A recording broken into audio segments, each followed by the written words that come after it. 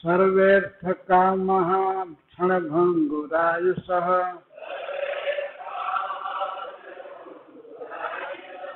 कुर्वन्ति मर्त्यस्य कियत् प्रियं चलः।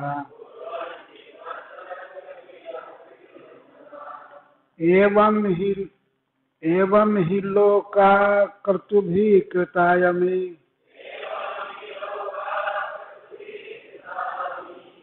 क्षयिष्णवः सातिशया न निर्मलः। तस्माददृष्ट श्रुतदूषणं परं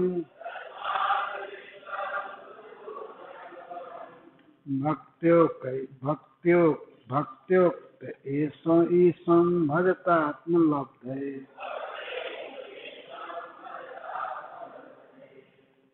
जदर्थ इह कर्माणि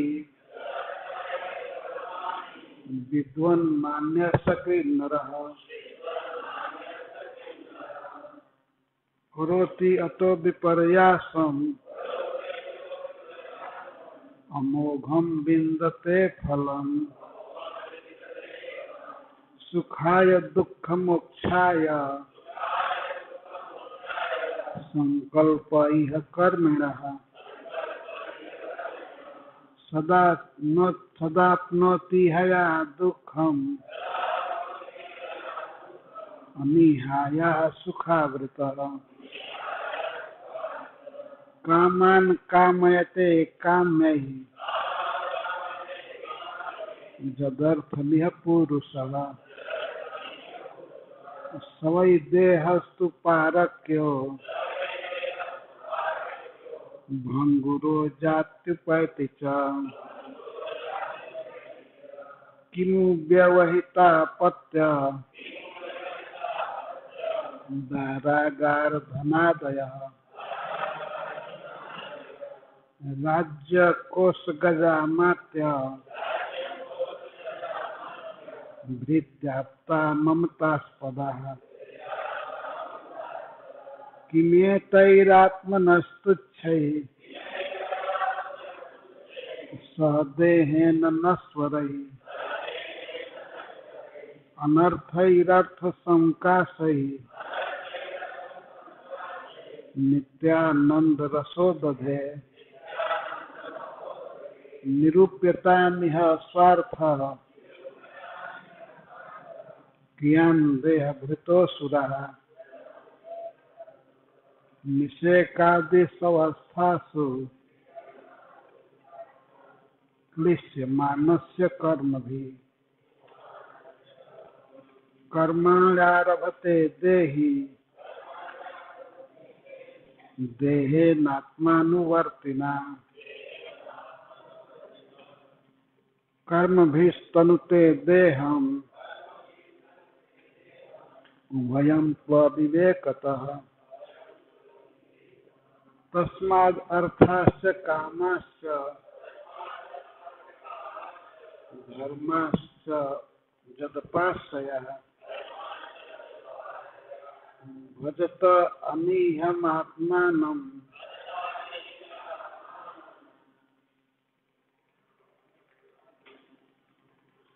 अनीहं हरिमीश्वरम्।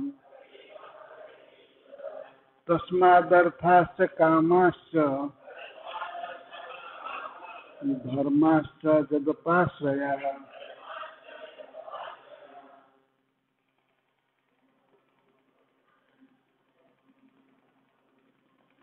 भजत अनीहमात्मानं अनीहं हरिमीश्वरम्।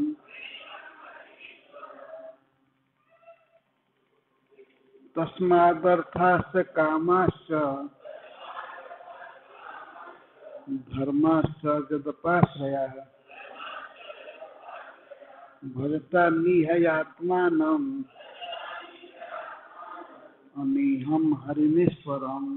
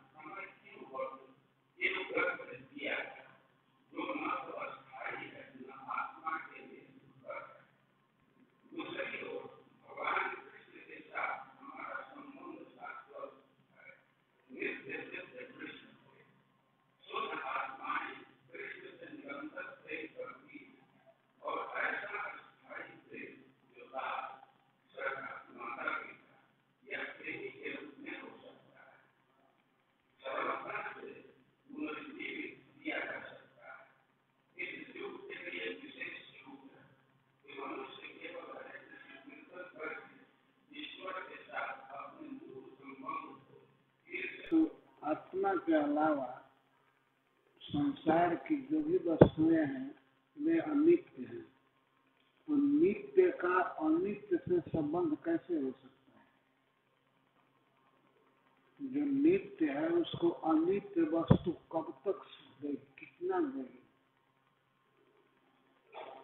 तो नाम गिना रहा सकते, राय कलत्रम पशव सुता। राया का हमको इससे सुख मिलेगा, उसके बारे में प्रहलाद महाराज करें कोष अथवा बहुत अनाज इकट्ठा करके रखा है या पेटी में भर भर करके कई सेट कपड़ा रखा है, वो भी कोष है। भूतय और बहुत प्रकार के भोग की सामग्रियां भरी हुई हैं घर में, अब सब जगह पूरे राज्य में सब जगह है। तो ये सर्वे अर्थ कामा, ये सभी अर्थ धन और विषय भोग की वस्तुएं क्षण भंगुरायुष मर्त्य कियत् प्रियम कुर्वन्ति, कितना प्रिय कर सकते हैं ये सभी। सर्वे अर्थ कामा, सब मिल करके बहुत बड़ा कोष है, बहुत सुंदर भवन है, समस्त सुविधाओं से युक्त, पत्नी बहुत ही सुशीला है, सुंदरी है, बच्चे भी पुत्र आदि अनुगामी है, मित्र स्वाभाविक प्रेम करते हैं, ऐसे हैं, बंधु बांधव घरे पड़े हैं, सब कुछ है। ये सब धन और समस्त भोग मरने वाले मनुष्य का क्या प्रिय करेंगे? क्षण भंगुरायुष, क्षण भंगुरम आयु जस्य तम, मनुष्य की आयु बहुत कम दिन के लिए है, तो बहुत कम दिन जीने वाले मनुष्य को ये क्या सुख दे, कितना सुख दे सकते हैं? पहले प्रश्न में भी, पहले श्लोक में भी प्रश्न है, इसके पहले वाले श्लोक में इसमें भी प्रश्न, क्या प्रिय कर सकते हैं? विचार करो, कितना प्रिय करेंगे? अर्थात न किंचित अपि, कुछ भी नहीं, उल्टे दुख देते हैं ये सारी वस्तुएं। इसी को प्रहलाद महाराज बता रहे, क्षणभंगुरायु सह क्षणभंगुरम आयु जस्य तम कियत् प्रियम कुर्वन्ति। कितना प्रिय कर सकते हैं? चला, मेरे स्वयं सभी वस्तुएं और व्यक्ति चला, नस्वान है, आज है कल नहीं रहेंगे, ये परिवर्तनशील है। चला का अर्थ है सब चल रहे हैं, टिकने वाले नहीं है, अनित्य है। चला, तो चला वस्तुएं अचल आत्मा को क्या सुख दे सकते हैं? कितना सुख दे? अर्थात कुछ भी नहीं।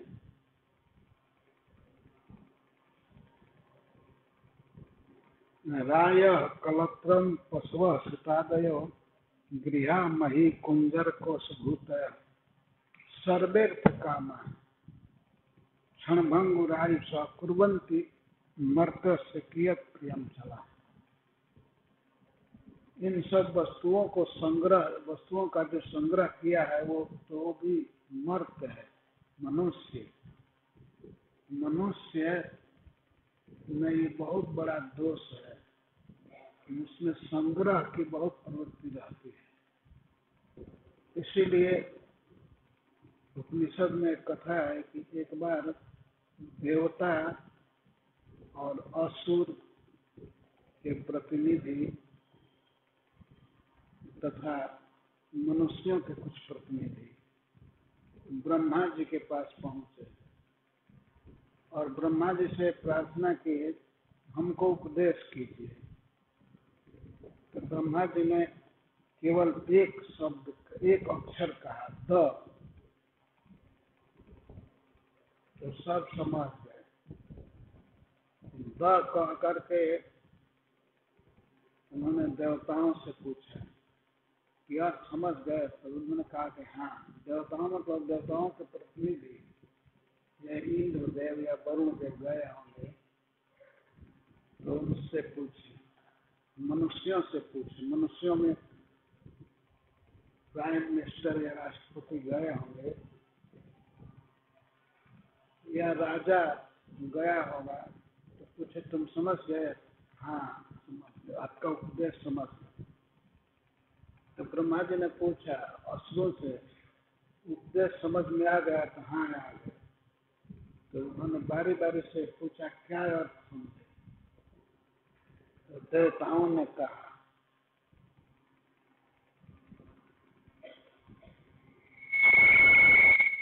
द का हमें अर्थ समझे कि दया करनी चाहिए। देवता लोग कहे कि हम लोग बहुत भोग में रहते हैं, तो भोगों में नहीं रहना चाहिए।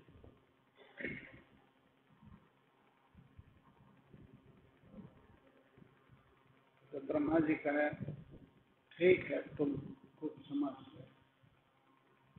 असुर से पूछे द का क्या अर्थ समझे? तो उन्होंने कहा कि हम बहुत कठोर हैं, मार काट करते हैं, इसलिए हमने द का अर्थ समझा दया, कि हमें दया करनी चाहिए। तो ब्रह्मा जी ने कहा ठीक, कंप्लीट 100% समझ। मनुष्यों से पूछा तुम क्या समझे? तो मनुष्य ने कहा हम द का अर्थ समझे कि दान करना चाहिए, क्योंकि हम मनुष्यों में संग्रह की बहुत प्रवृत्ति है, बहुत पैसा इकट्ठा करना चाहते हैं, बहुत घर बनाना चाहते हैं, घर में बहुत भोग का संचय करते हैं। अतः हमने ये सीखा कि हमको दान करना चाहिए। ब्रह्मा जी ने कहा कि तुम ठीक समझ।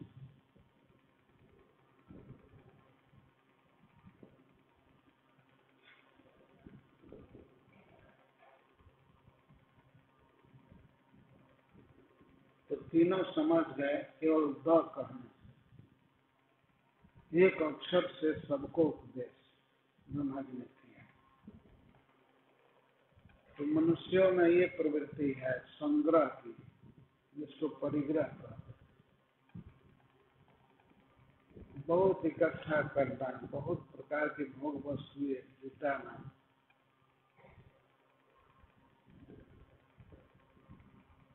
लेकिन अंततः वो है मर्त, मरने वाला। हर एक सेकंड में मर रहा है मनुष्य। ये प्राकृतिक जगत का ही स्वरूप है, और उसमें भी मनुष्यों की आयु का तो कुछ भी ठिकाना नहीं। कब एक्सीडेंट हो जाएगा, कब रोग हो जाएगा, कब मर जाएंगे, कोई पता नहीं, बता नहीं सकता। बड़े बड़े डॉक्टर लगे रहते हैं कि पूछा जाता है कि बताइए कितना दिन जिएंगे, कुछ कह नहीं पाते। जीने की कोई गारंटी नहीं है। हाँ, अंतिम समय में मरने की सूचना दे देते हैं कि अब 3 दिन जिए, 3 दिन में मर जाएंगे या 1 दिन में मर जाएंगे। तो इसीलिए मनुष्य को मर्त्य कहा जाता है। सारे जगत में जो भी है मनुष्य, ये प्रहलाद महाराज भी मनुष्य थे और वो हिरण्यकशिपु मनुष्य था। मनुष्य में जो बहुत बिगड़े हुए होते हैं वे असुर हो जाते हैं। असुर कोई जाति का नाम नहीं है। मनुष्यों में जो कृष्ण के भक्त नहीं है वे असुर हैं, और कृष्ण के भक्त वही सुर हैं, देवता हैं।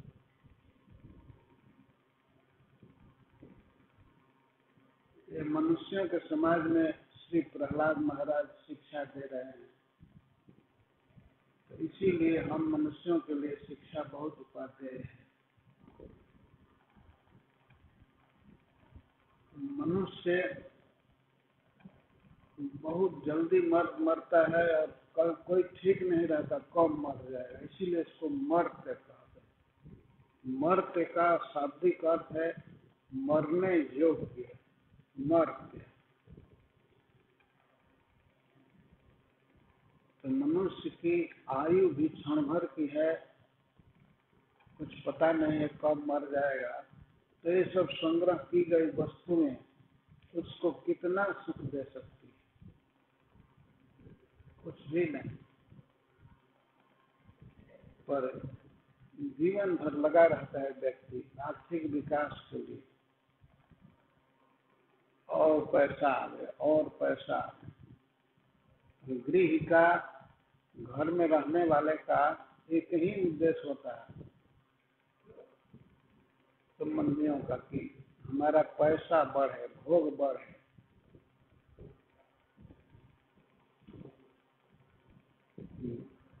कुछ लड़के पढ़ते रहते हैं तो किस लिए पढ़ रहे हैं कि पढ़ करके हम अर्थ अर्जन करेंगे, और अर्थ उपार्जन करके इसके बाद उसके बल से बहुत इंद्रिय तृप्ति के सामान खरीदेंगे, उसी में लगे हुए हैं। सबका यही प्रयास है। पिता चाहता है कि हमारा लड़का पढ़ करके कमाए, और पुरुष चाहता है कि स्त्री भी कमाए। आजकल तो एक फैशन चल गया है, लोग कहते हैं कि हमको पढ़ी लिखी लड़की चाहिए, इसलिए जो कुछ काम करती है। ऐसे नपुंसक लोग भर गए। वे चाहते हैं कि हमारी पत्नी कमा करके हमको दे, जबकि नियम ये है कि पुरुष को कमाना चाहिए और पत्नी घर का काम करे।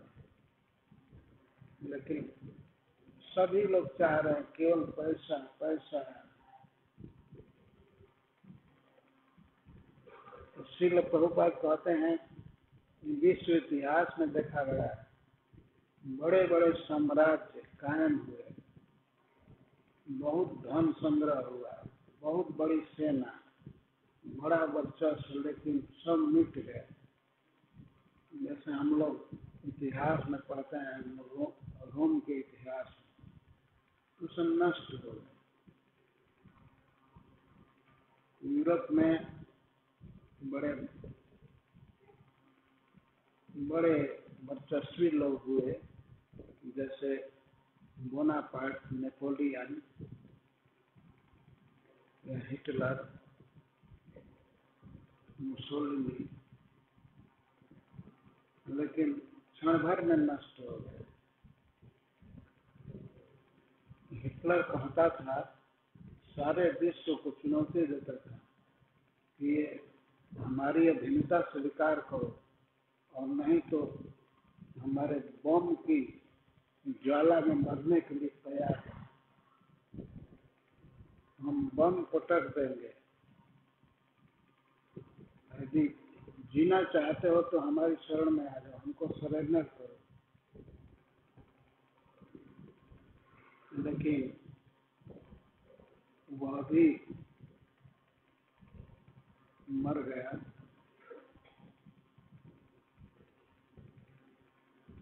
और फ्रांस में नेपोलियन हुआ था, वो कहता था संसार में कुछ भी असंभव नहीं है, डिक्शनरी से इम्पॉसिबल शब्द निकाल दो, इसकी कोई जरूरत नहीं।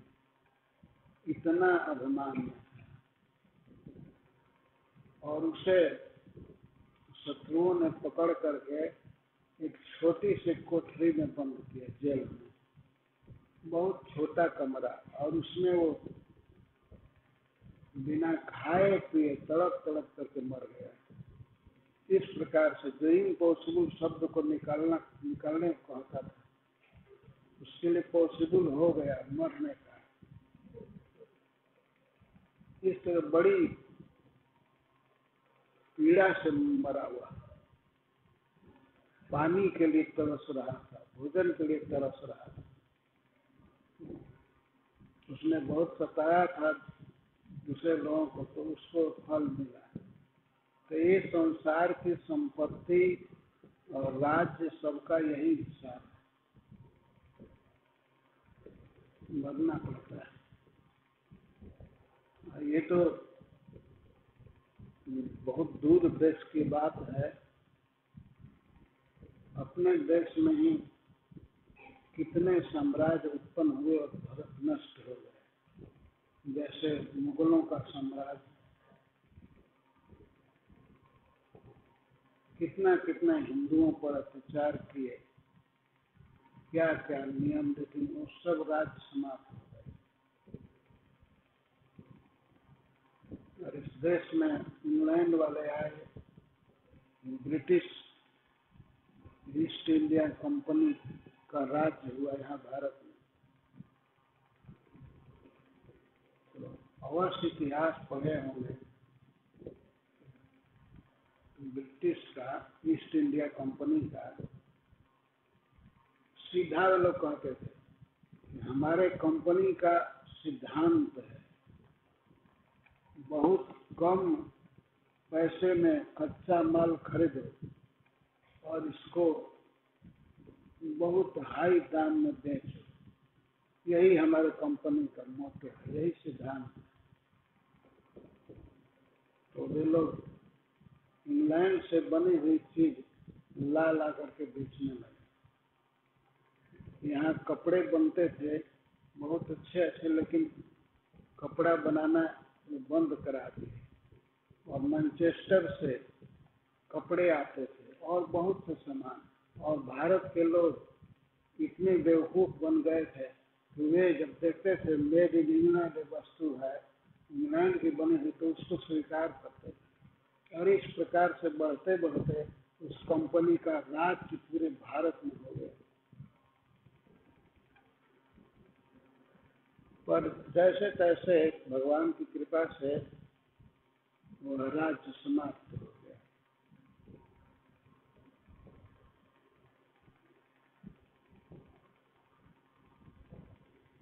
तो इस तरह राज्य का उत्थान और पतन होता ही रहता है।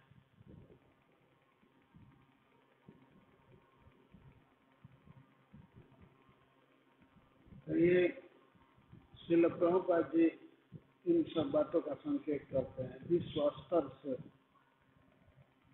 तात्पर्य में लिखते हैं। लेकिन हम लोगों को अपने स्तर से सब बात समझनी है। हमें क्या सुख देगी ये वस्तु, कियत् प्रिय कुर्वन्ति, कितना प्रिय कर सकते, क्योंकि हम नित्य हैं, अनादिकाल से हैं और अनंत काल तक रहेंगे, और बीच में विविध प्रकार का देह मिलेगा, देह मिलता है और देह के अनुसार भोग भी मिलता है। तो वे भोग भी अनित्य है, नश्वान है, देह भी नश्वान है। तो क्या हम इसी में लगे रहें? ये कर्तव्य हमारा नहीं है। हम इस बात को समझें। रायः कलत्रम पशवः सुतादयः, धन और स्त्री पुत्र आदि, पशु, भोग सामग्री, खेत, दुकान, महल, सब नश्वान है। ये क्या सुख देंगे? कुछ भी नहीं। अगर कोई कहे कि यहाँ सुख नहीं है लेकिन हम शरीर छोड़ करके जाएंगे स्वर्ग में, तो वहाँ तो सुख है ना। तो प्रहलाद महाराज कहते हैं, एवं ही लोका कटुभिकृताय। और जैसे इस पृथ्वी की दशा है मनुष्य समाज में, तो और भी जो लोग हैं, जो स्वर्ग है, वह भी ऐसा ही है। एवं ही लोका कटुभिकृताय क्षयिष्णुः सातिशयन निर्मला। सब लोग क्षयिष्णु हैं, नश्वान है। और क्रतुभिकृता, क्रतु यज्ञ, यज्ञों के द्वारा वो प्राप्त होता है। तो यज्ञ करने से स्वर्ग मिलता है, बड़ा भारी भारी यज्ञ। तो क्रतुभिकृता, ये यज्ञ का अनुष्ठान करने से स्वर्ग लोक मिलता है। वह भी क्षयिष्णुः, नश्वान। भागवत में कहा गया है, तावत स्वर्गे प्रमोदेत यावत् पुण्यम समाप्यते। एक खास समय में स्वर्ग मिलता है किसी को, और कब तक वो स्वर्ग में रहता है? जब तक उसका पुण्य रहता है। पुण्य समाप्त नहीं। पुण्य समाप्त होने पर देवता लोग धक्का दे करके गिरा देते हैं। ऐसा भागवत में लिखा गया है। अनिच्छन भी, इच्छा नहीं होती है व्यक्ति को कि हम स्वर्ग से जाएं, लेकिन पुण्य समाप्त होने पर वैसे धक्का दे करके हटा देते हैं, जैसे वोट में हार जाने पर संसद में कोई जा नहीं सकता। बस एक खास अवधि तक स्वर्ग में रहना। और भी सातिशय, स्व अतिशय। स्वर्ग में बहुत ग्रेड है, एक से एक बढ़ करके स्थान। तो वहाँ हमेशा स्पर्धा रहती है कि हम ऊंचे पद पर चले जाएं, हम ऊंचे पद पर चले जाएं, हमको बेटर विमान मिले, हमको उर्वशी आदि स्त्रियां मिल जाए। संतोष नहीं रहता है देवता, हमेशा यही भावना है कि हमसे वो बढ़ करके है, हमसे वो बढ़ करके है। अपने पास जो कुछ सामान है उसे भोगने की उतनी लालसा नहीं होती है जितना लालसा होती है कि दूसरे को ना मिले, दूसरा बढ़ करके ना हो जाए। यहाँ तक कि अगर इस पृथ्वी पर कोई तपस्या करता है, ब्रह्मचर्य का पालन करता है,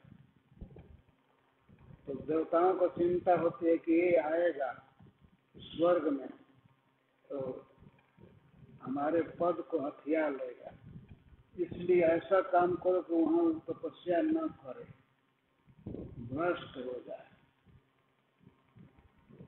तो स्वर्ग से बसंत को या स्त्रियों को, कामदेव को भेज देते हैं और उसकी तपस्या नष्ट हो जाती है, उसका यज्ञ भंग हो जाता है।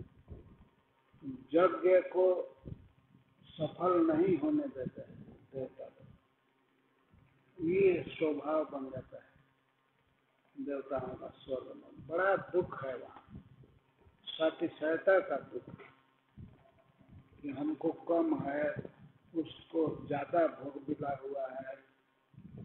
तो ये भावना करके हमेशा चित्त दुखी रहता है।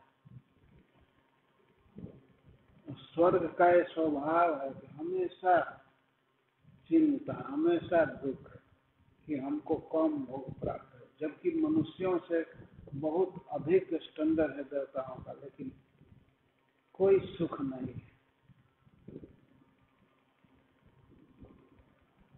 श्रील प्रभुपाद ने एक कहावत कहा है, यदि है सुजन तेतुल पाता है 3 जन, यदि है दुर्जन 8-9 पाता है 8 जन।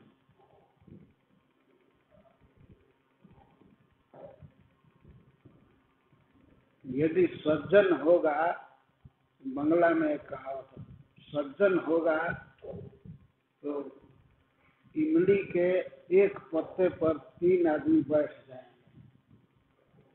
इमली का पत्ता कितना छोटा होता है, लेकिन उस छोटे से पत्ते पर सुजन होगा, सज्जन व्यक्ति होगा, 3 व्यक्ति बैठ जाएंगे। और यदि दुर्जन होंगे तो 9 पाता है 8 जन, 9 पत्ता पर 8 भी नहीं आते हैं। इसका क्या मतलब हुआ? एक पत्ता पर 3 आदमी बैठेंगे तो इसका अर्थ है कि 3 पत्ता पर 9 आदमी हट गए। लेकिन श्रील प्रभुपाद कहते नहीं, 9 पत्ता पर भी 8 आदमी नहीं आते हैं। उसका अर्थ है 9 पत्ता दिया गया बैठने के लिए 8 व्यक्ति को, तो एक को 2 पत्ता दिया गया।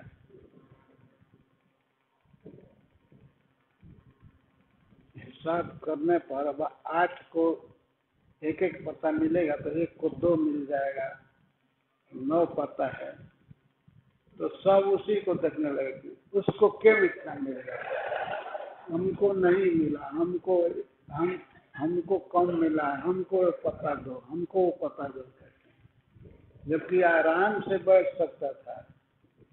यदि सज्जन होगा तो 3 आदमी एक पत्ते पर बैठ जाए, लेकिन वो 8 झगड़ा करते रहे, मरते रहे, हमको नहीं मिला, उसको मिला, उसको मिला, उसको मिला, उसको 2 पत्ता मिल गया, हमको नहीं मिला, तो बैठे नहीं, झगड़ा करते ही है। तो यही दशा स्वर्ग की है, सातिशया, अतिशय। वहाँ यही चलता है कि हमसे बड़ा पद उसका है, हमसे बेटर भोग उसको मिल रहा है। तो इस कारण से देवता सुख में नहीं रहते हैं, स्वर्ग में वे भी दुखी हो रहते, बहुत दुखी। भोग बहुत है लेकिन सुख नहीं है। तो जैसे इस लोक में क्षणभंगुर शरीर है और भोग सब अनित्य हैं, ऐसे ही स्वर्ग में भी कोई सुख नहीं है। वहाँ के भी भोग अनित्य हैं। वो जब तक पुण्य रहता है तब तक स्वर्ग में रहने को मिलता है। पुण्य समाप्त होने पर क्षीणे पुण्य मर्त्यलोकम विशन्ति। पुण्य क्षीण होने पर तुरंत ढकेल दिए जाते हैं मनुष्य लोक में। यहाँ इस पृथ्वी पर पशु में जन्म, चाहे पक्षी में जन्म, कीट पतंग, वृक्ष या मनुष्य, किसी में जन्म, और देवता का पद चला जाता है तो अंततः हुआ दुखद है। स्वर्ग स्वल्प अंत दुखदायी। तो प्रहलाद महाराज समझा रहे हैं कि स्वर्ग के भोग, इंद्र लोक के भोग या जन लोक, महर लोक, सप्त लोक, शब्द लोक आदि के जो भोग हैं, ये सब क्षणभंगुर हैं और सुख देने वाले हैं। कहीं सुख नहीं। एवं ही लोका कटुभीकृता अमी। अमी माने ये स्वर्गीय लोक सब क्षयिष्णु नष्ट होने वाले हैं। सातिशया, वहाँ अतिशयता एक से बढ़कर व्यवस्था है, बहुत डिस्क्रिमिनेशन है, इसलिए निर्मल नहीं है। वहाँ बहुत स्पर्धा रहती है देवताओं में।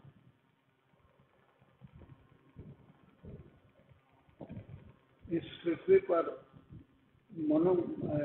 पृथु महाराज बहुत बड़ा यज्ञ कर रहे थे तो इंद्र आकर के घोड़ा चुरा दिए, भेष बदल करके साधु बन करके घोड़ा चुरा दिए, और इसीलिए उनको पृथु महाराज का लड़का मार नहीं पाया। जब मारने जाता था धनुष बाण ले करके तो इंद्र घोड़ा को छोड़ करके एक साधु का वेश धारण कर लेते, चाहे कपाली चाहे सन्यासी, कुछ बन करके घूमते। तो जा करके उल्टे वो विजटास जिसका नाम था पृथु महाराज का लड़का, वो प्रणाम करने लगता, चला इंद्र को मारने और उल्टे प्रणाम। भाई साधु को देखकर प्रणाम करना ही चाहिए, तो प्रणाम करता था। घोड़ा लौटाने की बात तो दूर है। इस तरह से बहुत पाखंड का प्रचार किया देवराज इंद्र ने, केवल अपना स्वर्ग बचाने के लिए कि ये पृथु महाराज स्वर्ग न आ जाए। स्वर्ग में आएंगे निश्चित इनको इंद्र पद दे दिया जाएगा या बहुत बड़े अध्यक्ष बनेंगे, इसीलिए न आना था। ब्राह्मण लोग जज कर रहे थे तो पृथु महाराज को पता चला कि इंद्र घोड़ा चुरा रहा है और बहुत कपट वेश धारण कर रहा है। तो उन्होंने ब्राह्मणों से कहा, नहीं ब्राह्मणों ने उनसे कहा, ब्राह्मणों से उन्होंने कहा कि ठीक है तो ऐसा मंत्र पढ़िए कि इंद्र जग कुंड में भस्म हो जाए गिर कर। तो ब्राह्मण लोग क्रोध में वैदिक मंत्र पढ़ने लगे, इंद्र को भस्म करने करे। तो श्री ब्रह्मा जी को पता लगा। श्री ब्रह्मा जी आए और कहे, ये महाराज क्रोध में तो हो ही गया है, तुम लोग भी अपना बैलेंस खो दिए हो, ब्राह्मणों को डांटे, ये ऐसा काम मत करो। इंद्र भगवान की विभूति है, उनको मारने का उपाय मत करो। तो ब्रह्मा जी से पृथु महाराज ने कहा, आप यज्ञ बंद करने के लिए कहते हैं और इंद्र को चोरी से नहीं रोक रहे हैं। तो ब्रह्मा जी ने कहा कि महाराज आपका स्टैंडर्ड दूसरा है और इंद्र का दूसरा है। इंद्र भी भोगों में है, अज्ञान में है। आप तो मोक्ष धर्म के वेत्ता हैं, आप जग कर रहे हैं तो आपको स्वर्ग की कामना नहीं है ना, आपको भोग नहीं चाहिए। और वो डर रहा है कि ये यज्ञ सफल होने पर आ जाएगा स्वर्ग में, तो बेटर है आप यज्ञ बंद कर दीजिए। 99 यज्ञ पूरा हो गया था, 100वां यज्ञ चल रहा था, अश्वमेध यज्ञ। तो ब्रह्मा जी के कहने से पृथु महाराज ने यज्ञ रोक दिया। अब यज्ञ रोक दिया तब उसमें भगवान प्रकट हुए।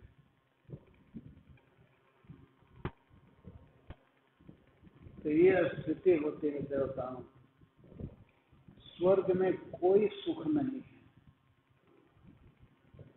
केवल मनुष्यों के स्टैंडर्ड से कह दिया जाता है कि एतम भूत्वा स्वर्गलोकम विशालम। जैसे भगवान कहते हैं स्वर्ग में विशाल सुख है, लेकिन तत्वतः देखा जाए तो कोई सुख नहीं। जब मन जलता रहता है, स्पर्धा रहती है, हमको कम मिला है, उसको ज्यादा मिला है, ये भावना हमेशा रहती है, तो वो सुख कहाँ है।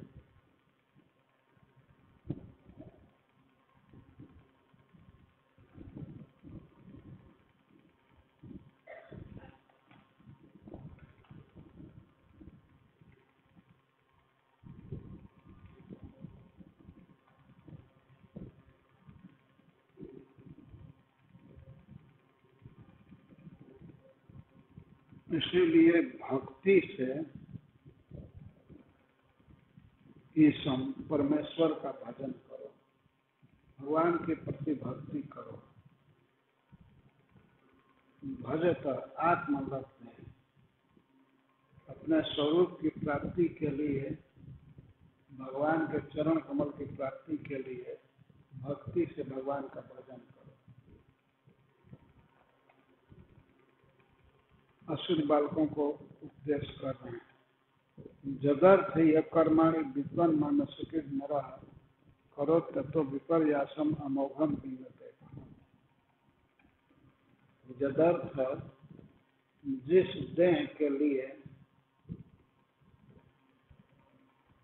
अपने को बुद्धिमान मानने वाला मनुष्य निरंतर कर्म करता है,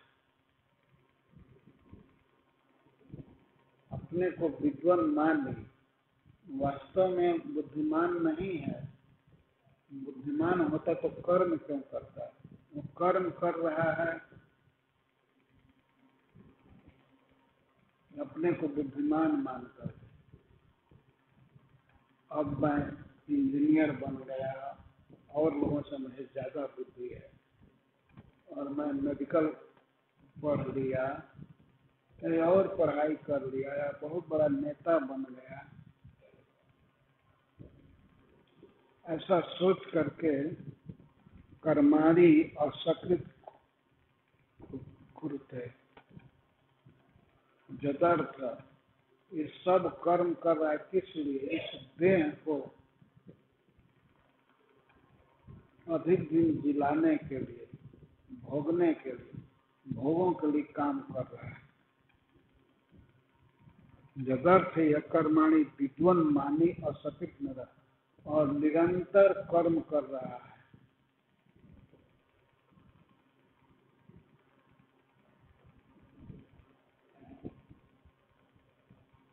करोति अतः, लेकिन ऐसे कर्म से विपर्यासम फलम अमोघम मिलता। विपर्यासम फलम उल्टा फल मिलता है। सुख के लिए कर्म कर रहा है लेकिन सुख मिलता नहीं। इसी को अगले श्लोक में पढ़ें। सुखाय दुख मोक्षाय संकल्प यह करना। कर्मी का यह संकल्प होता है कि मेरा मुझ पर जो दुख आया है वो चला जाए और मुझको सुख मिले। सुखाय सुख के लिए और दुख मोक्षाय दुख से छूटने के लिए कर्म करता है, परंतु होता है उल्टा। संकल्प है सुख पाने का और होता है दुख। और पहले से जो दुख है वो दुख जाता नहीं, ऊपर से और दुख बढ़ जाता है। संकल्प कुछ और था, संकल्प और रहता है, हो जाता है दुख। सुख के लिए कर्म किया गया, संकल्प किया गया, और दुख बढ़ जाता है। दुख थोड़ा भी कम नहीं होता। और अमोघम, अमोघम का अर्थ है निश्चित, निश्चित ही उससे उल्टा फल मिलता है। विपर्यासम फलम लभते। संसार में मनुष्य समाज में यही होता है। काम होते हैं, काम करता है व्यक्ति बहुत प्रकार से, विषय भोग के लिए सुख प्राप्त करना चाहता है, लेकिन सुख नहीं मिलता।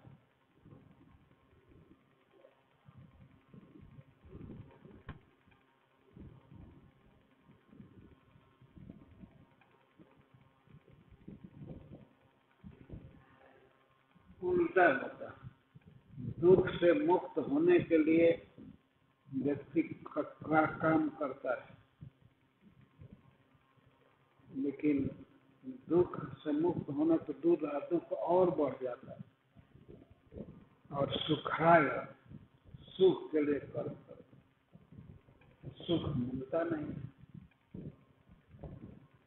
इसलिए बुद्धिमान व्यक्ति को चाहिए कि ऐसे संकल्प ही ना करें और ऐसे भौतिक संकल्प से फिर कर्म न करें, सांसारिक कर्म न करें। प्रहलाद महाराज ये कह रहे हैं कि जब उसे सुख मिलता ही नहीं और दुख मिलता है तो कौन बुद्धिमान व्यक्ति वही काम करेगा।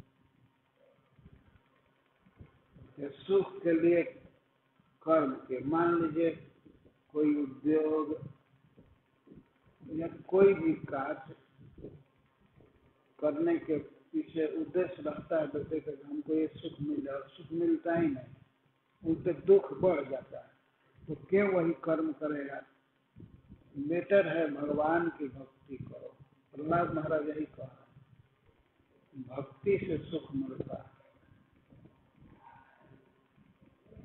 कामन कामयते कामे, जदर्थ में पुरुष, जिसके लिए मनुष्य काम करता है, कर्म करता है, सवई देह सुपारक भंगुरो जाट बैठ, देह के लिए ही सब काम करते हैं ना। वो देह के लिए, वो देह चाहे अपने पुत्र का देह हो उसके लिए, या पत्नी का देह, या मित्र का देह, पिता का देह, समाज का, समाज में भी तो सब देह ही के लिए काम कर रहे हैं। कोई आत्मा के लिए नहीं काम कर, देह के लिए। और जिस देह के लिए काम कर रहे हैं, सवई देह से पारक हो, यह देह पराया है, यह अपना नहीं है। यह अंत में आग में जला दिया जाएगा या कुत्ता खा जाएंगे। गिद्ध और सियार का यह भोजन, स्वसृगाल भक्ष। मनुष्य इतना सवारता है, अपने को सजाता है, इसके लिए काम करता है, और यह शरीर अंत में किसके काम आएगा। जिसके काम आएगा उसी का है। तो यह पारक्य है। पारक्य का अर्थ है कि यह सियार का है, कुत्ते का है, गिद्ध का है। यदि आज इस शरीर को यहाँ कोई छोड़ दे, ये मर जाए और रोड पर रख दीजिए, तो इसके पास कौन आएंगे। जिसका है उसी वही आएंगे। कुत्ता सबसे पहले आएगा, और रात्रि होने पर सियार आएगा, और गिद्ध कौवे यही लोग आएंगे ना, क्योंकि उन्हीं का यह है। इसीलिए प्रहलाद जी कह रहे शरीर पारक्य है। तो हम शरीर को सजा रहे हैं, इसमें बहुत प्रकार से तेल लगा करके, पाउडर लगा करके सजाते हैं, परंतु यह शरीर कुत्ता का भोजन है, तो कुत्ते के भोजन को इतना मान देते हैं, सजा रहे हैं, या कुछ खाते पीते हैं तो खाने पीने का जो रस निर्यास बनेगा वो है ये देह। तो ततः कुत्ते का भोजन हम जुटाने में लगे, या गिद्ध का भोजन, अतः अग्नि की आहुति जुटा रहे हैं।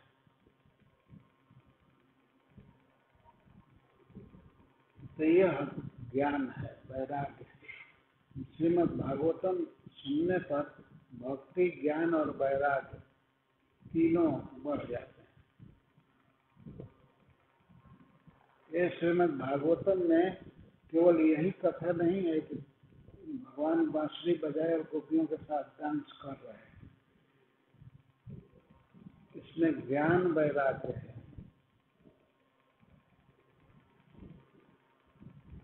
जिस देह के लिए मनुष्य इतना काम करता है, भौतिक क्रियाकलाप में लगा रहता है, सवै देहस्तु, वह देह तो पारक्य दूसरे का है, इससे आत्मा को कोई लाभ नहीं। आत्मा को तब लाभ माना जाएगा कि जब ये इस देह से परमात्मा का संग मिल जाए, भगवान का भजन। सवै देहस्तु पारक्य, दूसरे का देह, दूसरे की संपत्ति।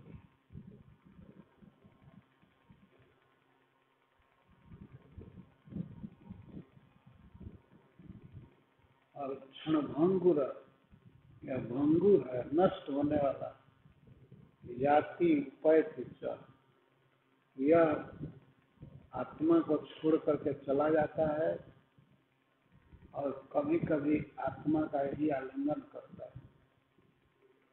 कभी देह मिलता है, छूट जाता है, और फिर नया दूसरा देह मिलता है, छूट जाता है। इसलिए इस शरीर के लिए बेचैन होने की आवश्यकता नहीं है। हे असुरपुत्र, इस शरीर की चिंता नहीं करो, ये तो मरने वाला है, ही मर जाएगा। अपनी चिंता करो, आत्मा के कल्याण की बात सोचो। तो आत्मा का वास्तविक कल्याण है भगवान की भक्ति।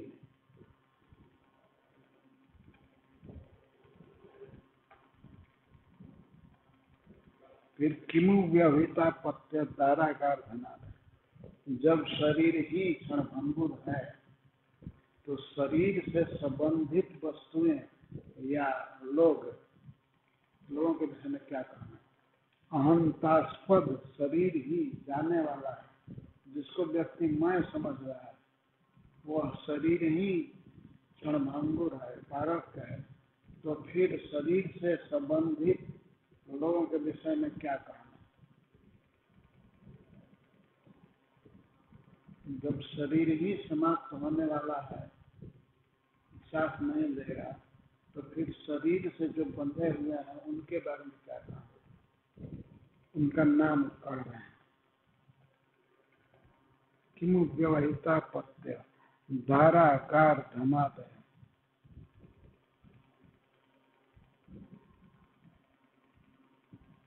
राज्य कोश गजा मात्य भृत्यात्ता ममतास्पद। तो जब अहम ही जाने वाला है, जिसको हम इतना प्रेम करते हैं, अपना स्वरूप मान लेते हैं, ये देह ही नस्वान है, क्षणभंगुर है, तो फिर ममतास्पद, जिनमें हम मम बुद्धि करते हैं कि यह मेरी वस्तु है, तो वो नष्ट हो जाएगी। इसमें क्या आश्चर्य। अहंतास्पद देह भी जाने वाला है, तो फिर ममतास्पद की क्या बात है। वो जाएंगे, सब छूट जाएंगे, इसमें कहना ही क्या है। किमु किम उ, विवाहिता तारा का घना।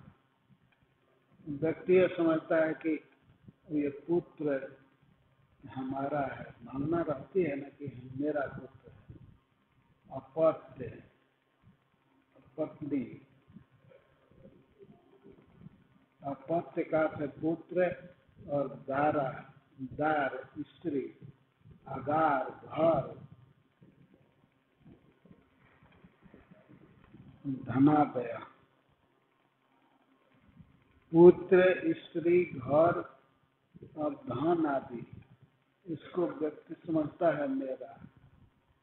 तो जब वह स्वयं ही नहीं रहेगा, इसका देह ही समाप्त हो जाएगा, तो फिर कहाँ बेटा रहा, कहाँ पत्नी और घर कहाँ, सब नश्वान है।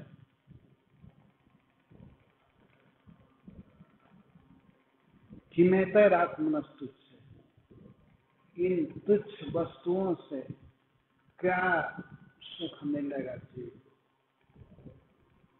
सह देहन नश्वर, देह के नष्ट होते हैं ये सभी नष्ट होते हैं। जिस दिन आंख की अंतिम पलक गिरेगी, आंख बंद हो जाएगा, तो न स्त्री काम में आएगी, न बेटा, न घर, कुछ नहीं। फिर उस व्यक्ति को घर से निकाल करके श्मशान में कर दिया जाता है। बड़े प्रेम से, ममता से जिस घर को बनाया, उसमें कोई रहने के लिए नहीं कहता। जो भी संबंधी आता है या मित्र आता है तो कहता है अब क्या देरी, ले चल हो। सब लोग यही कहते हैं अब ले चलिए। कहाँ ले चलिए? जहाँ इनका शरीर दफनाया जाएगा वहाँ। अब घर में रखना ही नहीं, सभी लोग यही कहते हैं घर से निकालो। उस घर में वो बड़ा परिश्रम किया, श्रृंगार किया घर का, बहुत धन लगाया, ममता थी, लेकिन घर में रहने के लिए एक सेकंड भी कोई नहीं कहता। अगर ये घर में रह जाएगा तो भूत हो जाएगा और दूसरों को तंग करेगा, ऐसा लोग कहते हैं। इसलिए जल्दी निकालो। तो बेटा कहाँ तक जाएगा? वो जाता है साथ में, श्मशान तक चला जाता है। मित्र हो सकता है श्मशान तक चले जाए। और पत्नी के लिए निर्देश है कि उसको घर से बाहर नहीं निकलना चाहिए। तो पति अकेला जाता है अर्थी पर चढ़कर, और पत्नी देखती रह जाती है, हाय हाय करती रहती है, लेकिन अब जा नहीं सकती। और जाए भी तो कहाँ तक जाएगी? श्मशान पर। और देह चिता पर आग की लपट में जलकर स्वाहा हो जाता है। तो ये स्थिति है। जिस देह के लिए व्यक्ति सबको जुटाया, घर बनाया, बच्चा पैदा किया, पत्नी का संग्रह किया, और जो भी खजाना बैंक बैलेंस आदि किया, सब छूट जाते हैं। दो चीज है, एक व्यक्ति और धन। तो धन से तात्पर्य है पुत्र, स्त्री, मित्र आदि। तो वह व्यक्ति ही छोड़ करके इनको जाएगा या ये छोड़ देंगे उसको? दोनों में एक निश्चित छोड़ेगा। या तो वह व्यक्ति ही छोड़ करके मर जाएगा, मरने पर तो अकेले ही जाता है न व्यक्ति, और कुछ भी साथ में नहीं जाता। कुछ पता ही नहीं रहता कि वे कहाँ गए। अगर पता लग जाए तो शायद ट्रांसफर कर सकता है कि बैंक का रुपया ट्रांसफर कर देंगे, वहाँ का पता बताएंगे क्या, लेकिन कुछ पता नहीं लगता कहाँ गया। और सभी कहते हैं कि वो तो चले गए, इतना पता होता है कि चले गए, कहाँ गए पता नहीं होता। स्वर्ग में गए या नरक में गए या बैकुंठ गए, कुछ पता नहीं रहता। ऐसे जो भगवान के भक्त हैं उनका संकेत मिल जाता है कि वे भगवान के धाम में जाएंगे या कम से कम स्वर्ग में जाएंगे, लेकिन और किसी का पता नहीं रहता।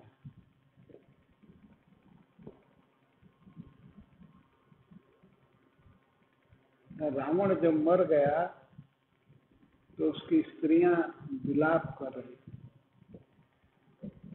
तो वो कहती हैं कि हाय पतिदेव, आप ऐसे कर्म किए कि आप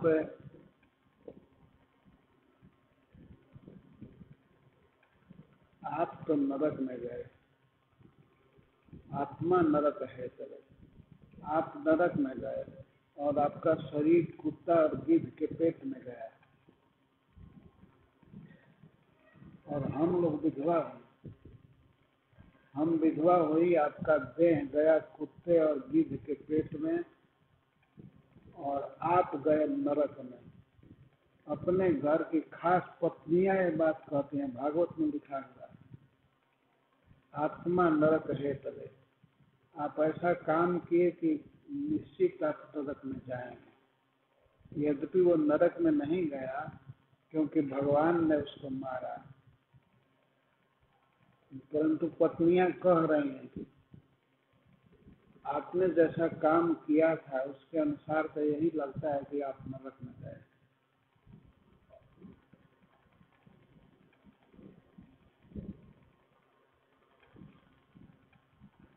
तो ये अहंतास्पद देह चला जाता है, ये नाशवान है, तो फिर ममतास्पद पुत्र आदि के विषय में क्या कहा, ये तो छूटेंगे।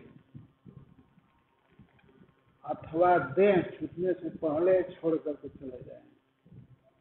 और आजकल तो यही हो रहा है, लड़का पढ़ लिया, कोई सर्विस मिल गई, वो अपनी बीवी को लेकर कहीं चला गया, इसके बाद माता पिता मर रहे हैं, क्या कर रहे हैं उसको कोई कम नहीं।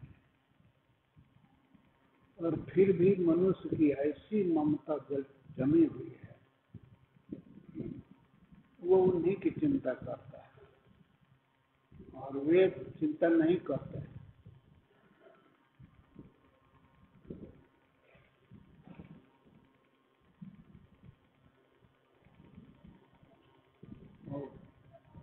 लड़के को और लड़के की पत्नी को अपने घर से निकालने के लिए एक फेस्टिवल होता है अमेरिका में, मैं कई जगह भाग भी लिया हूँ। तो पूछा कि ये कैसा उत्सव है, और तो आज लड़का इस परिवार से अलग हो रहा है। और ये भारतीय परिवार जो अमेरिका में रहते हैं उनमें मैं देखा कि लड़का अपने पैर पर खड़ा हो गया, कमाने लगा, अपनी पत्नी के साथ अलग रहेगा, दूसरे घर में कहीं लेगा घर, और अब निकालना है इसको, इसलिए फेस्टिवल हो रहा है। तो वही बात अब भारतवर्ष में भी आ गई है। जीवित अवस्था में बेटा बाप को छोड़ करके चला जाता है।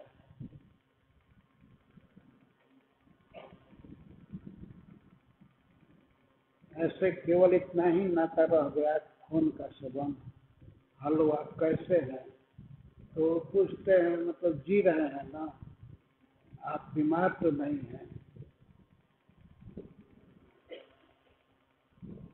और वही फादर्स डे पर या मदर्स डे पर बच्चे पूछ दिए जी रहे हैं ना, इतना ही काफी है।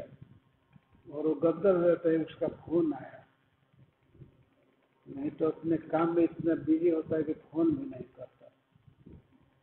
तो फोन आ गया, यही बहुत बड़ा है। और वो काहे को कभी पैसा देने जाए या कभी सेवा करे, ये तो स्वप्न में भी संभव नहीं। जीवित अवस्था में ये सब छोड़ देते हैं। और यही हालत पत्नी की है। सूरदास जी ने लिखा है कि पत्नी अपने पति से कहती है कि आप नहीं रहेंगे तो मैं नहीं रहूंगी, मैं आपके साथ ही जल जाऊंगी। और वो पत्नी जो ऐसे बोलती थी, इस तरह से बोल बोल करके, बहुत मोहक वाक्य बोल करके, ठग करके पति के पैसे को खाती रहती है। और जब पति मर जाते हैं तो वो कहे को जलने जाए, बल्कि वो दूसरा पति कर लेती है। यहाँ तक चालू है। तो यह तो संसार का संबंध है। प्रहलाद महाराज का ममतास्पद, ममता के जो स्थल हैं, मेरा बेटा, मेरी पत्नी, मेरा भाई, मेरा घर, मेरा पैसा, मेरी कार, ये सब कहाँ रहे? सब छूट जाते हैं। ये सब तुच्छ है। आत्मा नित्य है, आत्मा की कीमत है, लेकिन इन सब वस्तुओं की कुछ भी कीमत नहीं। सह देहन नष्ट हो रहे, शरीर के नष्ट होते ही ये सब समाप्त हो जाते हैं। शरीर के नष्ट होने पर क्या संबंध रहता है? कुछ भी नहीं। कौन कहाँ है कुछ पता ही नहीं रहता।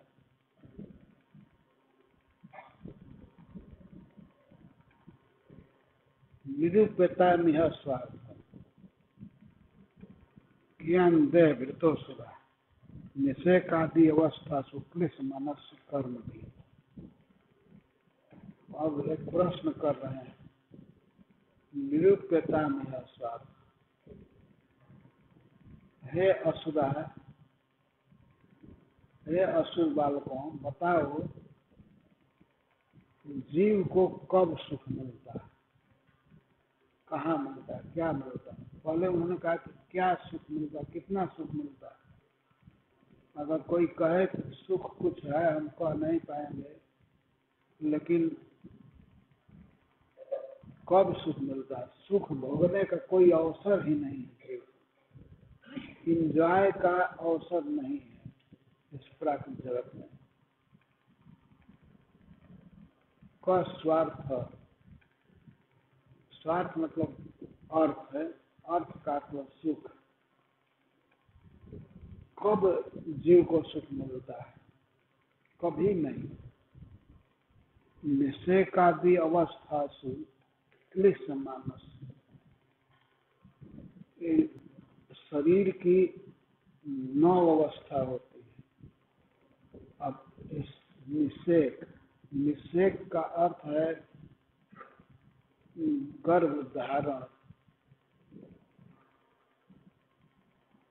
जीव जब पिता के वीर्य में बैठाया जाता है माया द्वारा, तो वह माता के उदर में प्रवेश करता है। इसको निषेक कहते हैं। तो गर्भाधान प्रारंभ होने से लेकर के शमशान तक जीव को कभी कोई सुख नहीं है, केवल क्लेश मानस्य, केवल क्लेश क्लेश भोगता रहता है।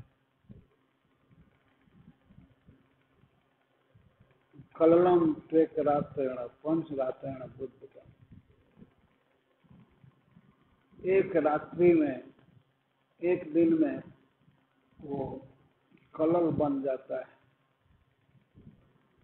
स्त्री के रज और पुरुष के वीर्य का जब मिश्रण होता है तो कलल, कलल कहते हैं जैसे दही जैसा मिश्रण बनता है।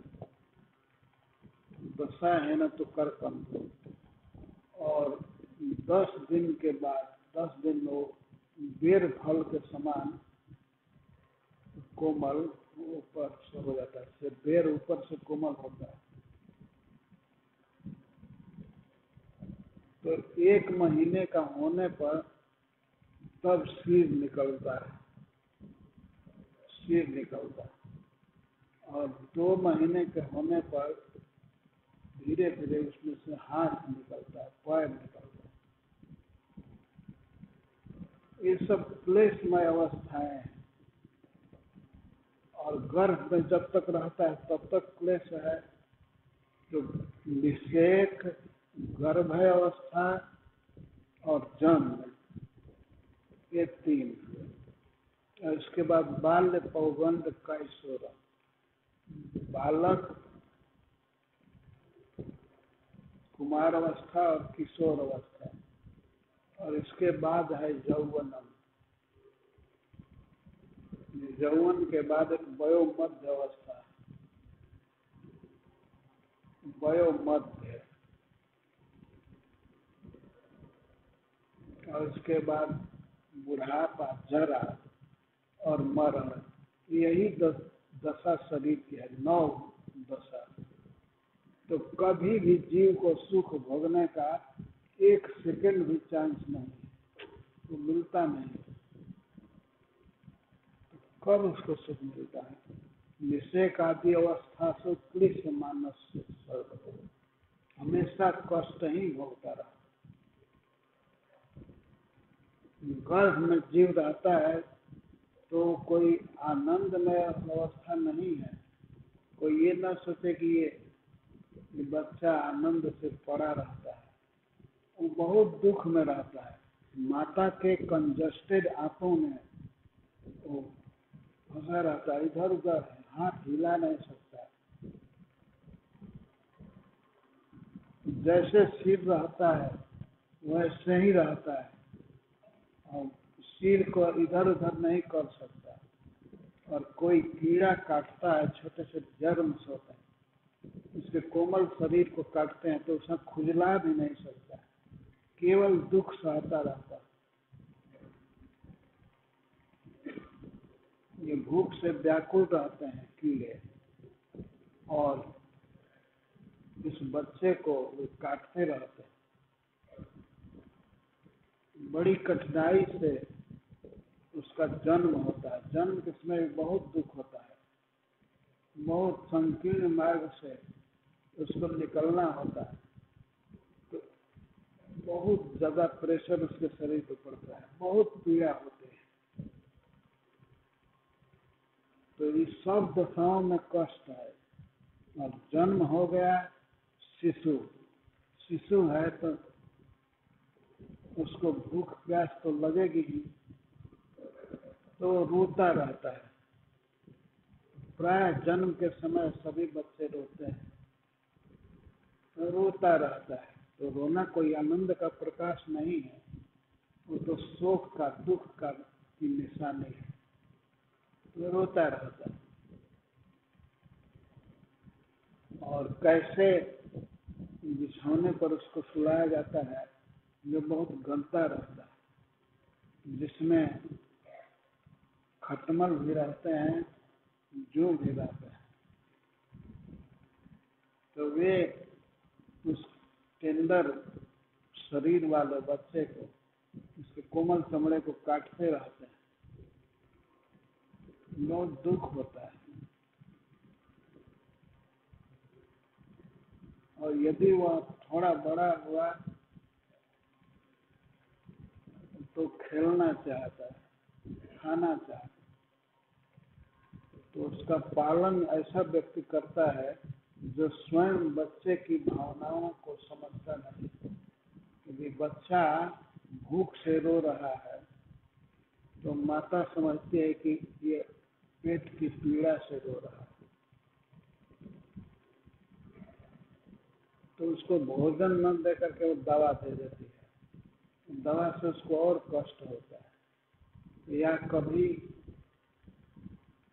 पीड़ा से रो रहा है, रोग से, तो माता समझती है कि भूख से रो रहा है, तो उसको और दुख दिला देती है, तो उसके चलते और दुख होता है। ज्यादा भोजन कर लेने से दुख होता है। तो बच्चे का पालन ऐसा व्यक्ति कर रहा है जो बच्चे के दर्द को समझता नहीं,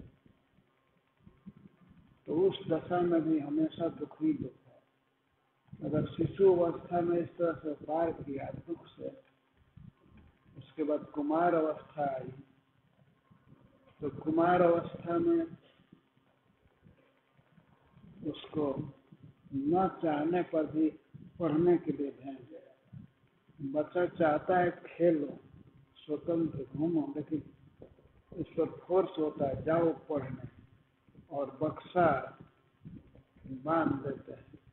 ये बहुत सी किताब है और वो चाहता नहीं है, लेकिन फिर भी अब स्कूल में जाता है, नर्सरी कक्षा में बैठता है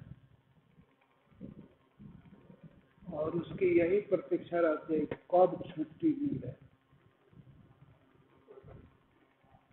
तो वह छुट्टी होने पर घर वैसे आता है जैसे कोई बहुत बड़े कारागार की सज्जा से, दंड से मुक्त हुआ।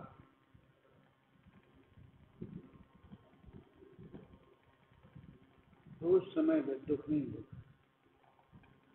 और किशोर अवस्था सब समय दुख है। केवल प्लान बनाते रहते हैं लोग कि अब ये सुखी होगा, अब पढ़ लिख जाएगा, अपने टांग पर हो जाएगा, कमाएगा।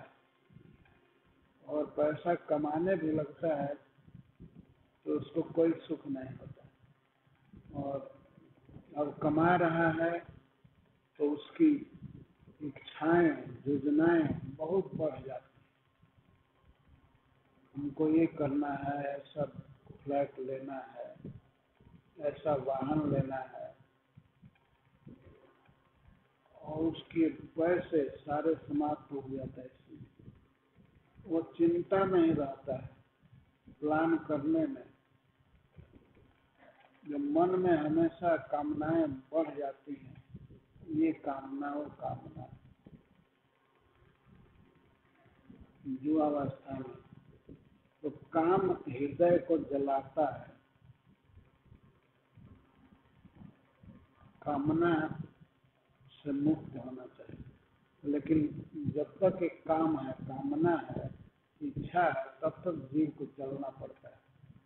तो जवानी में ये बहुत बड़ा दोष है कि बचपन में जो कामनाएं सोई रहती हैं, वो शरीर के जवान होने पर सब जवान हो जाती है। उसे कामना होती है स्त्री संग की, इंद्रिय सुख पाने की, ये लाना चाहिए, वो लाना चाहिए, ऐसा करना चाहिए, तो सुखी नहीं रहता।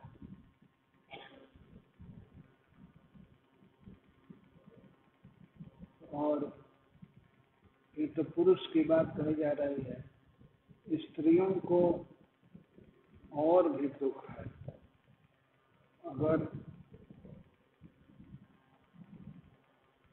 जीवन इस तरह से नश्वर है तो उसमें भी स्त्री का शरीर तो बहुत जल्दी नष्ट होता है।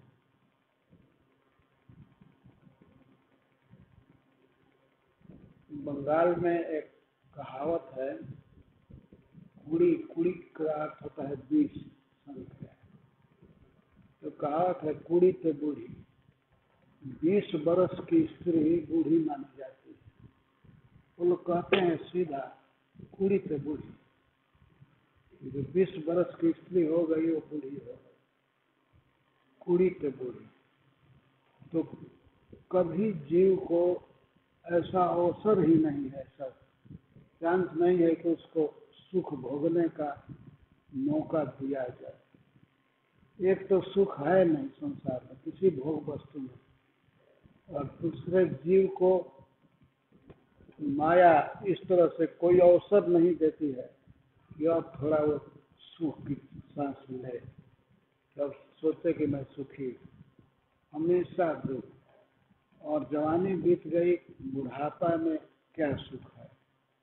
ये तो सब लोग समझते हैं कि बुढ़ापा में कोई सुख नहीं है, केवल दुख ही दुख है।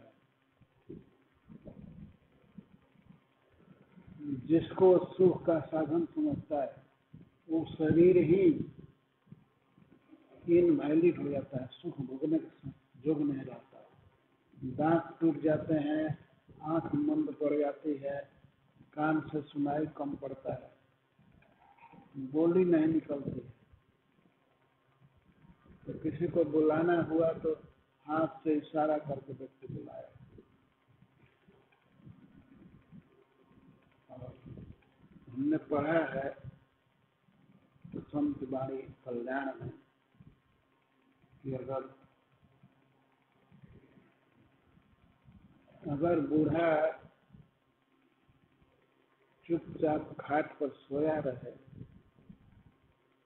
तब भी दुख है, उसके अंगों में बहुत दर्द होता है।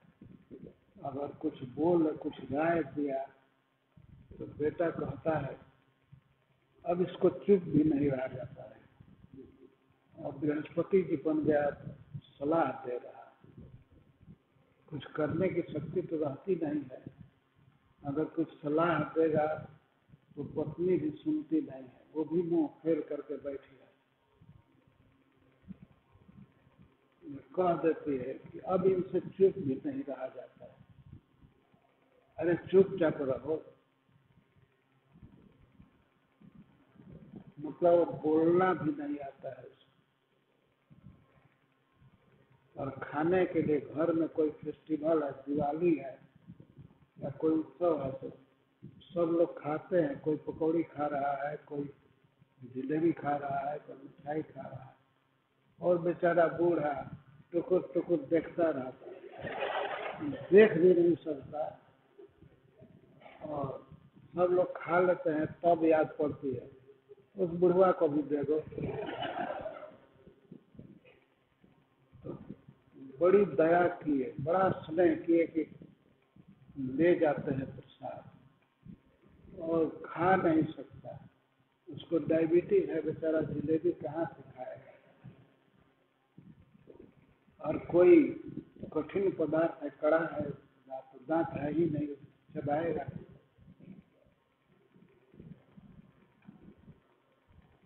तो बेचारा केवल देखता है और अपना दिन गिनता है, केवल यही है न पड़े पड़े अब कब जमरा जाएंगे, कब मृत्यु होगी। तो मृत्यु मरने में भी काफी कष्ट होता है। तो इस प्रकार शरीर की 9 अवस्थाएं निषेक आदि अवस्था से क्लिष्ट मानस सर्वदा। निषेक गर्भधारण, जन्म, शिशु अवस्था, कुमार अवस्था, किशोर अवस्था, यौवन, वयोमध्य और बुढ़ापा और मृत्यु। इन सब अवस्थाओं में जीव हमेशा क्लेश में रहता है। तो कब उसको सुख भोगने का अवसर है? कभी सुख भोगने का अवसर नहीं। ये तो भ्रम है, मूर्खता है कि लोग मान लेते हैं कि मैं एंजॉय कर रहा हूँ। यहाँ केवल सफर करना है, एंजॉय का प्रश्न नहीं है। सफर की सब व्यवस्था है माया के द्वारा, और इतना कष्ट भोगने पर भी भगवान की भक्ति नहीं करते हैं, यही बहुत बड़ा शोक की बात है। तो प्रहलाद महाराज अंत में कहते हैं कि तस्मात्, इसलिए जब कर्म करने से दुख ही हो रहा है, सुख नहीं मिलता है, तो कर्म न करके भगवान की भक्ति ही करनी चाहिए। तस्मात् अर्थाश्च कामश्च,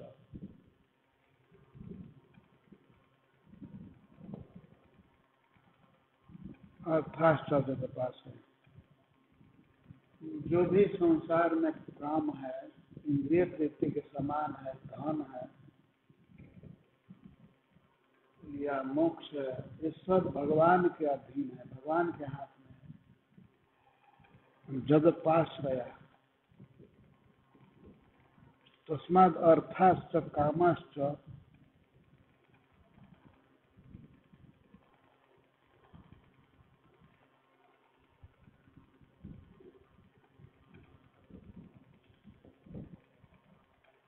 धर्माश्च जद पास है, जिनके आश्रय में है, अर्थात भगवान की कृपा हो जाए तो सब कुछ मिलता है। धर्म, अर्थ, काम ये सब प्राप्त होता है जीव को। लेकिन फिर भी प्रहलाद महाराज कह रहे हैं अनिहया, कि विषय भोग की कामना से मुक्त हो करके अनिहया निष्काम भाव से भगवान हरि का भजन करना चाहिए। भजत अनिहयात्मा अनिहम हरिमेश्वर। अनिहया अनिहया इच्छा नहीं करनी चाहिए इंद्रिय सुख की, भोग की, धर्म की, धर्म का अर्थ है स्वर्ग की, स्वर्ग की कामना नहीं करनी चाहिए। निष्काम भाव से शुद्ध प्रेम से भगवान हरि का भजन करना चाहिए, क्योंकि भगवान हरि अनिह है। अनिह का अर्थ है समस्त कामनाओं से शून्य। उनका भजन करने पर हम भी निष्काम हो जाएंगे। उनको कोई अपेक्षा नहीं रहती है किसी वस्तु की। वे ऐसे स्वामी हैं, सब तरह से पूर्ण हैं।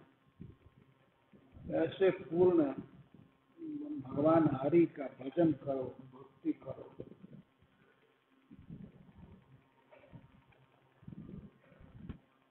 भजत अनिहयात्मानो अनिहम हरिमेश्वरम। जो हरि हैं अपने भक्त के संसार दुख का हरण कर लेता है।